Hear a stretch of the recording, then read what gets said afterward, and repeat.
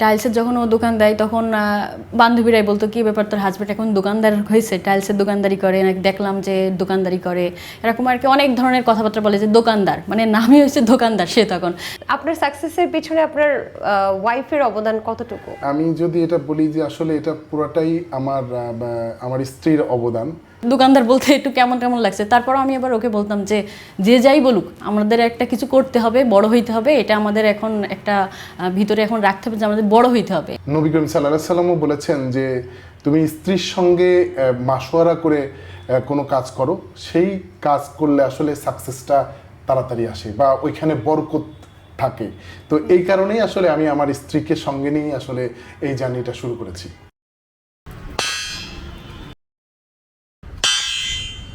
আসলে আপু দিন শেষে আসলে এইটুকুই প্রাপ্তি, সেটা হচ্ছে যে নিজের তো একটা কর্মসংস্থানের সুযোগ হলো, কয়েকটা প্রতিষ্ঠান চলছে।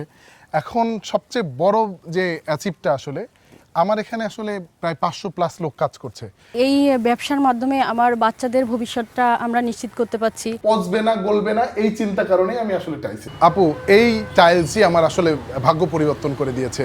আমাকে বলছে যে তাহলে দোকান অর্ধেক করে নিই, তাহলে আমার ভাড়াটা কমবে, তখন কিছু টাকা তো কমবে। আমি বললাম যে দোকান যখন আরেকটা দোকান তোমার দোকানের ভিতরে আসবে তখন দেখা যাচ্ছে তোমার যে সেল হচ্ছে যা টুকটাক এটাও হবে না, কারণ দোকানটা ভাগ হয়ে ছোট হয়ে যাবে জায়গাটা, তখন আরও সেল কমে যাবে।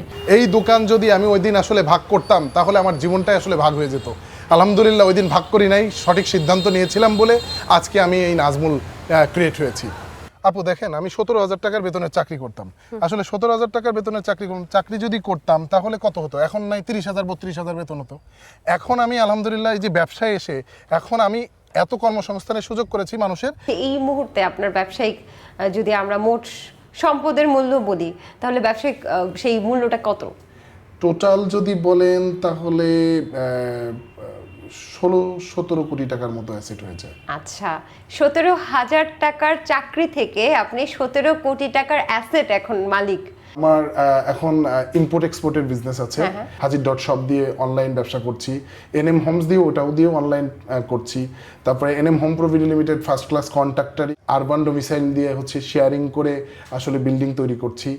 আর এনএম ট্রেডিং দিয়ে টাইলসের ব্যবসা করছি, এনএম স্মার্ট স্যানিটারি দিয়ে স্যানিটারি ব্যবসা করছি, এনএম ফিশারিজ দিয়ে এলাকাতে মাছের একটা খামার করেছি। তো যাই হোক, কটা ডাল ভাত ওকে নিয়ে একসাথে কারো কাছে না হাত পেতে সুন্দরভাবে চলতে পারছি। তো আলহামদুলিল্লাহ আসলে স্ত্রীকে সঙ্গে নিয়ে আসলে করছি এবং ও খুব পজিটিভ চিন্তা ভাবনার লোক, এই কারণে আসলে এটা সম্ভব হয়েছে। আমরা শুনি 1200 স্কোয়ার ফিট বা 1600 স্কোয়ার ফিট, কিন্তু যে দেখে ওখানে 850 স্কোয়ার ফিট।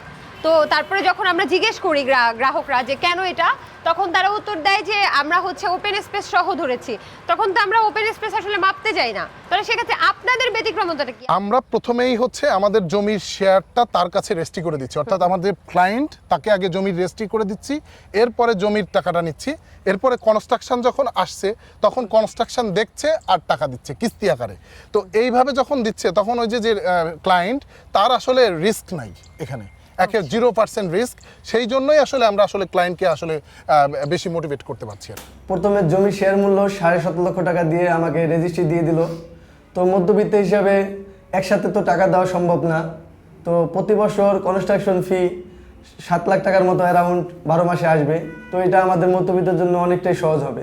আমার প্রথম এবং প্রধান কথা হচ্ছে যে কাজের গুণগত মানটা আমি নিশ্চিত করি। আমার যারা ক্লায়েন্ট তাদেরকে আপনি দেখতেই পাচ্ছেন, আমি একটু হাত দিয়ে দেখাই, এই যে কলাম করেছি আমি, এই যে ভীমটা আপনি করেছি, এই যে ছাদের ফিনিশিংটা আপনি দেখতে পাবেন, অন্য যে কোনো বিল্ডিং থেকে আমারটা ডিফারেন্স। আমার নিজের মুখে না, আপনি নিজেও এসে দেখছেন আর কি, যে আমার যে কাজের গুণগত মান এইটা আমি আসলে এখানে না থেকে আসলে নিশ্চিত করা যায় না। প্রত্যেকটা ছাদ ঢালাইয়ের সময় আমি নিজে প্রেজেন্ট থাকি।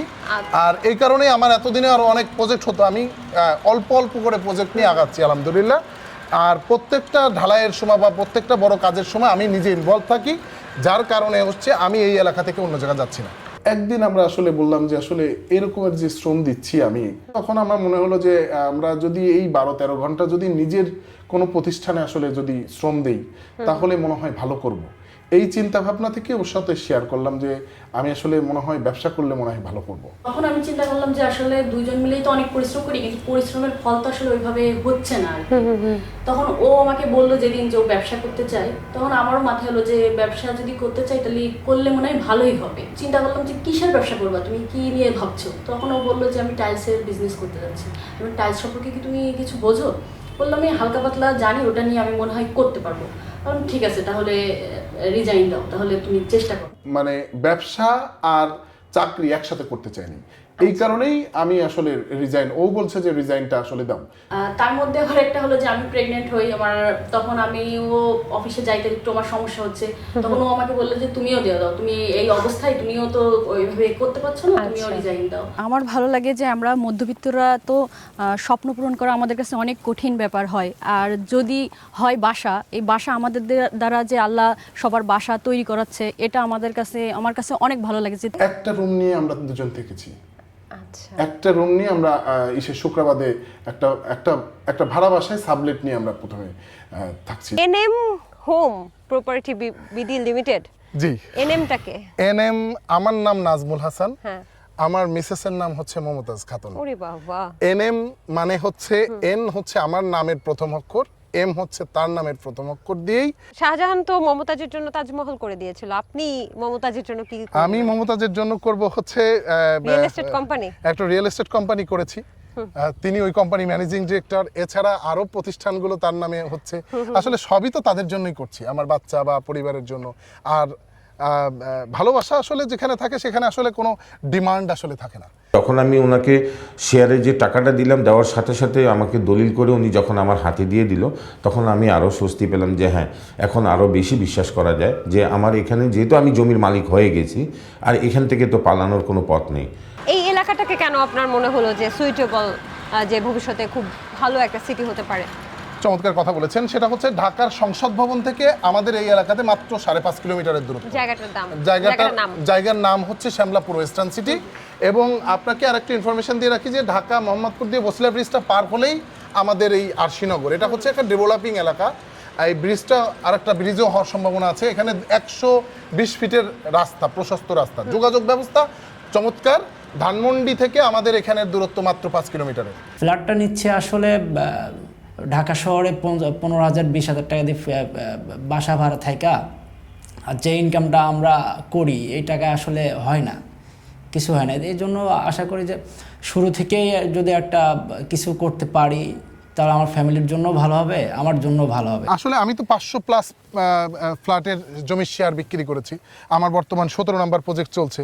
তো সেই ক্ষেত্রে আসলে আপু মানে এইটা নিজের ফ্ল্যাটও হলো, আবার যারা এখানে আমার মাধ্যমে ফ্ল্যাট পাচ্ছে এটাও আমার আসলে ভালো লাগে আর কি। কখনো এমন হয়নি যে আপনারা ঠকে গেছেন, যেহেতু এই সেক্টরের ছিলেন না আপনারা? আমার করোনা হলো 2019 সালে।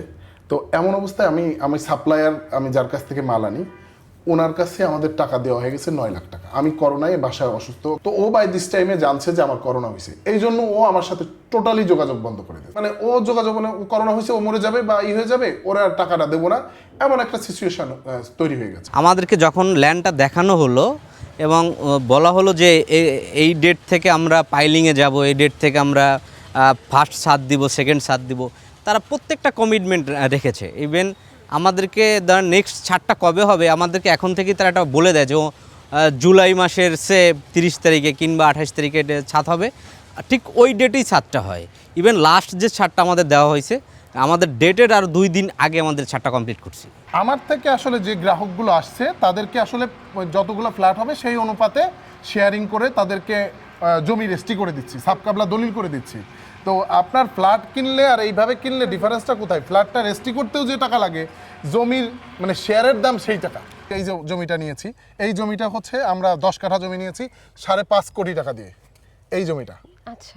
এখন এখানে যখন আমরা বিল্ডিং তৈরি করব, এখানে বিল্ডিং তৈরি করলে দেখেন অলরেডি যারা শেয়ার হোল্ডার তাদের নাম লিখে দিয়েছি, 25 জন শেয়ার হোল্ডার আসছে, ইতিমধ্যে বিক্রি হয়ে অলরেডি গেছে। বিক্রি হয়ে গেছে। আমরা রিসেন্টলি কাজ ধরবো, অলরেডি এই প্রজেক্টের সয়েল টেস্টের কাজও শেষ। যখন কোনো ব্যবসায়ী লস করে আমাকে বললে আমি তখন ওটার বলি যে ব্যাপার না, ব্যবসা করতে গেলে লস হবে, আর আগাইতে গেলে লস না খেলে সে বড় হতে পারবে না। লস খাবা এজন্য তুমি বড় হতে পারবা, আমি এমনই আর কি আর বলি। সাকসেসফুল হলে কেমন লাগে? আমার তো খুব ভালো লাগে যে সবার সাথে বলতে পারি যে ও আজকে এটা করছে, মানে ওর মানে আমি সবার সাথে প্রাউডলি বলতে পারি যে আমার হাজবেন্ড এটা করছে, খুব ভালো লাগে তখন, মানে খুব খুব খুব বেশি প্রাপ্তি। যারা নতুন উদ্যোক্তা হতে চায় তাদেরকে আমি আমার একটা প্ল্যাটফর্ম করেছি অলরেডি।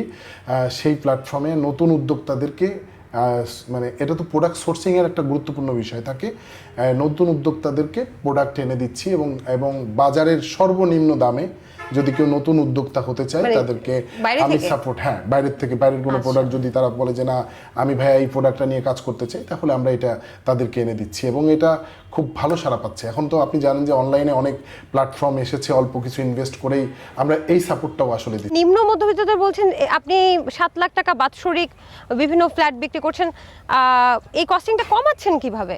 এক সময় কিন্তু এখানে চাঁদাবাজিটা হতো কিভাবে, প্রোডাক্ট দিতে চেত, মানে এলাকার যারা লোকাল পলিটিক্স করতো তো বা আপনি এসে, বললেন, হ্যাঁ তারা আসলে প্রোডাক্টটা দিতে চেত।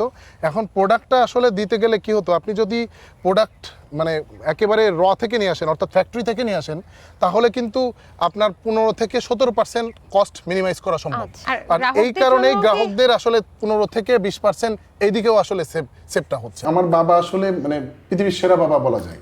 কেন? কারণ হচ্ছে উনি মানে চমৎকার করে সিদ্ধান্ত দেন এবং উনি বুদ্ধিষ্ট মানুষ অনেক। মানে আমরা কোনো ডিসিশন নিতে গেলে যদি ওনার সঙ্গে শেয়ার করি যে আব্বু এটা করবো, উনি চমৎকারভাবে এত সুন্দরভাবে একটা রেজাল্ট দেন। আসলে যদি পরিবার যদি পজিটিভ না থাকে আসলে আপনি কোনো কিছুতেই আগাইতে পারবেন না। এটা হচ্ছে আমার জ্বলন্ত প্রমাণ হচ্ছে আমার বাবা। এইটা হচ্ছে আমি শেয়ারিং করেছি আপু, এই বিল্ডিংটা।